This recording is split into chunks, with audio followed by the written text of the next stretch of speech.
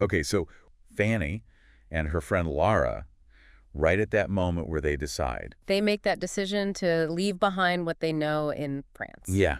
And just set their sights on something remarkable, crossing the Atlantic Ocean. By sailboat, no less. No less, not just like hopping on a plane or something. It's a real journey. A real undertaking. And they start by heading from Nice, aiming for Madrid, and then they fly to the Canary Islands. So we're really getting in at that exciting part, like the very first leap. Yeah, you're right there with them as they take those first steps. It's a fascinating entry point to this massive journey. It is, and I think what's so cool about what we're seeing in these early experiences is how they start to shape Fanny's perspective. Absolutely. It's like the groundwork is being laid for all the challenges to come. Right, even before they even step on that sailboat. Exactly. The transformation starts way before the actual Atlantic crossing. Okay, so first stop, after leaving her own familiar surroundings, is Nice, France. Okay. It's December 11th, 2015. Right around the holidays. To spend Christmas with Lara. And really solidify their plans. Right, it's like go time, you know. And make it real. And this is her first Christmas with palm trees. I love that detail. It really sets the scene. It does, right? It's this immediate shift in environment. Yeah, you can almost feel that warmth. Yeah, and the beginning of something completely new. A world away from what she's used to. Totally. And beyond the change of scenery, I think what's really fascinating is Fanny being immersed in Lara's family life. Yeah, you get a sense of that in the writing. She's observing their routines, their diet, their whole way of living. Their whole way of being. Yeah, and she becomes curious about what she calls their spirituality. That's an interesting word choice, isn't it? It is. It makes you wonder what exactly she means by that. Right. Is it about religion or something more philosophical? I think it's more than just organized religion. It seems like it's this underlying approach to life. Yeah, their values, their connection to each other and the world around them. That makes sense. And I think what Fanny really picks up on What really stands out is how Lara shares this without judgment.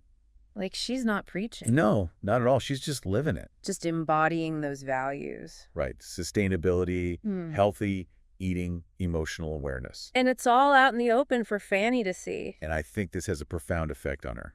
A subtle but powerful influence. It's like she's being guided towards self-acceptance without even realizing it. It makes you think about the power of just living your truth. Exactly. Instead of forcing it on others. Have you ever noticed how observing someone else's way of being can shift your own perspective? Oh, absolutely. Like you pick up on things, absorb them without even realizing it. It's almost osmotic. It is. And I think that's what's happening with Fanny here. She's soaking it all in. And we see this in her description of Lara's morning routine in the garden. That quiet connection with nature. Yeah, followed by these kind of strange but enlightened theoretical conversations with Lara's siblings. It sounds like such a different rhythm of life. It does. Right, a world away from what she's used to. And then we get this glimpse of their future mode of transport. Yeah, they go visit Lara's friend who owns a sailboat. They're picking up tips on how to hitchhike on a boat. How do you even do that? It sounds crazy, but people do it. And they even get a tour of the boat. Almost like a little preview. Yeah, the universe is saying, hey, this is what it might look like. It's planting that seed of possibility. And not just the dream, but some practical knowledge, too. Right, you need both. And in the midst of all this newness and preparation, Fanny's also dealing with the end of her relationship with French boy. Yeah, that amicable breakup. Amicable, but still a bit awkward since they were living together. It's like another clearing of the path. Yeah, making space for the adventure. It's interesting how life seems to do that sometimes. It really does. Okay, so Christmas and New Year's are over. Time to hit the road. 2016 begins, and they're off. Back to the familiar excitement of hitchhiking. Yeah. This time they're headed towards Toulouse to stay with another one of Lara's family members. Wow, they've got a big family. They do. And Fanny talks about that feeling of being back on the road with Lara. That sense of familiarity. Yeah. Familiar, exciting, safe. It's that strong bond that's going to carry them through. Absolutely. The shared purpose. Mutual support. Yeah, it's like a driving force. And we get this really heartwarming snapshot of their time in Toulouse. At the local market. Oh, yeah. Tell me about this. So they managed to get this whole box of unsellable but perfectly good fruits and vegetables. Just as the market's closing. Right. Like they swooped in at the perfect time. That's resourcefulness. It is, and Lara is clearly delighted by it. It's like they found treasure. They did. They took what others saw as waste. And turned it into a feast. Right, and shared a meal together. It speaks volumes about their mindset.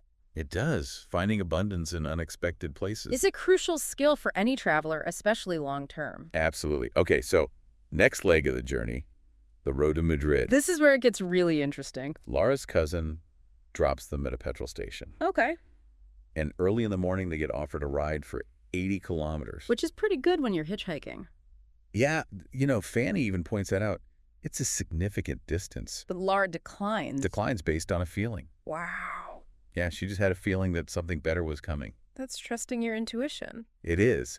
And I think for Fanny, with her academic background, Her logical mind. yeah, it must have been tough. It goes against all that conditioning. 80 kilometers is progress. Yeah. You take what you can get. But she decides to trust Laura. And override that logical voice. Despite her own frustration. It's a real shift in thinking. It is. And the payoff is almost immediate.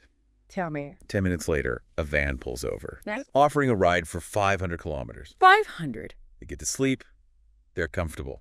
Good company. It's like the universe rewarding their trust. It is, right? Like holding out for something that really resonates. Not just settling for the first option. Have you ever had a gut feeling that went against logic and turned out to be right? Oh, all the time. I think we all have those moments. Yeah, where you just know something, even if it doesn't make sense. And sometimes you got to listen to that. Absolutely. Then as they're crossing into Spain, Okay. they get a ride from a Russian man Okay.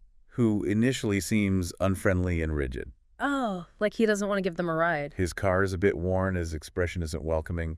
You know that feeling when you just get a vibe? Exactly. Yeah. But here's the thing. Right. This guy goes completely out of his way, Seriously. makes a significant detour to drive them directly to their destination in Madrid. Wow. Talk about judging a book by its cover. Right. It really highlights how our initial perceptions can be so misleading. Appearances can be deceiving. And Fanny reflects on how people bring out different sides of each other. I like that observation. It's like she's realizing that the interaction itself plays a role. And how people behave. Right. We influence each other. It's a two-way street. This part of the journey really emphasizes staying open. Not letting those preconceived notions limit our experiences. Or the kindness we might encounter. Exactly. You never know where it might come from. Okay, so after a day in Madrid, Yeah. they fly to Gran Canaria in the Canary Islands. This is getting them closer to that Atlantic crossing. It is. And this decision is based on research, Right. advice about potential departure points. They're doing their homework. And Fanny admits that she used to think of the Canary Islands as this exclusive, expensive destination. Like only for the wealthy. Yeah, and that reveals some of her own limiting beliefs about money and travel. It's amazing how those beliefs can hold us back. They really can. And then she realizes that these places can be accessible to everyday travelers. It's a big shift in perspective. It broadens her sense of what's possible. Have you ever been surprised by the affordability of a place you thought was out of reach? Oh, yeah, totally. I think we all have these preconceived notions about certain destinations. And then you get there and it's like, wait a minute. This is totally doable. Yeah, exactly. So they get to Gran Canaria, Okay. and they reconnect with a former colleague of Fanny's. Who used to be a flight attendant. Right. And she offers them accommodations. So generous. It is.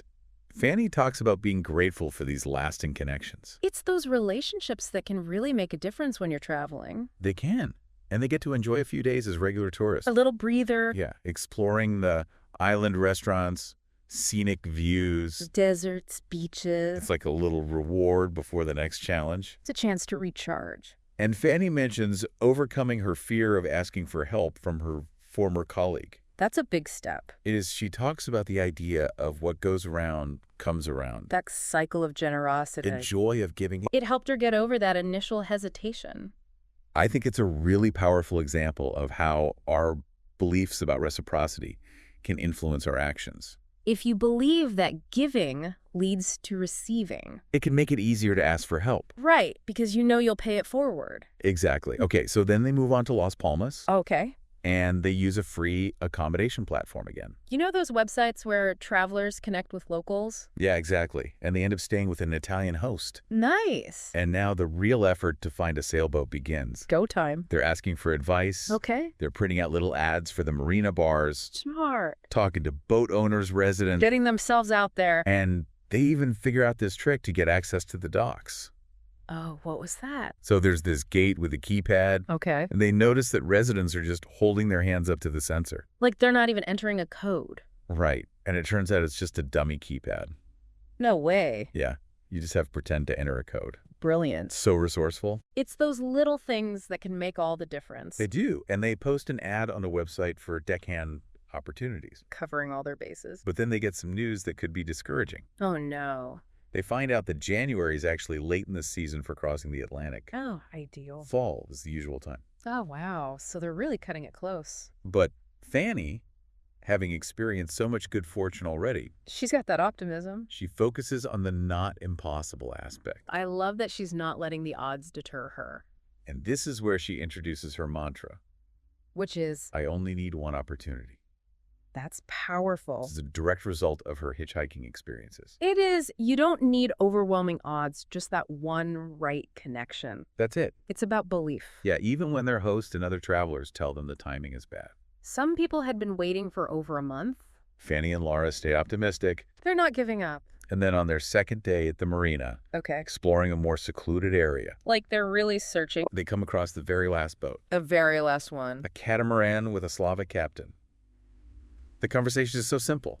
How does it go? Hello, do you guys plan on crossing the Atlantic anytime soon? Yes. Can we come with you? Yes. That's it. No way. After all the planning and effort, It comes down to that. it's almost unbelievable. It really is like something out of a movie. That makes you wonder what's going to happen next. I'm on the edge of my seat. So the Atlantic crossing is now a real possibility, I did it. and we get a hint that this next stage will bring its own challenges. I bet. But this initial part of the journey has been so full of surprises. So many twists and turns. Those shifts in Fanny's perspective are incredible. From logic to intuition. Questioning her limiting beliefs. And experiencing the kindness of strangers. It's like a crash course in personal growth.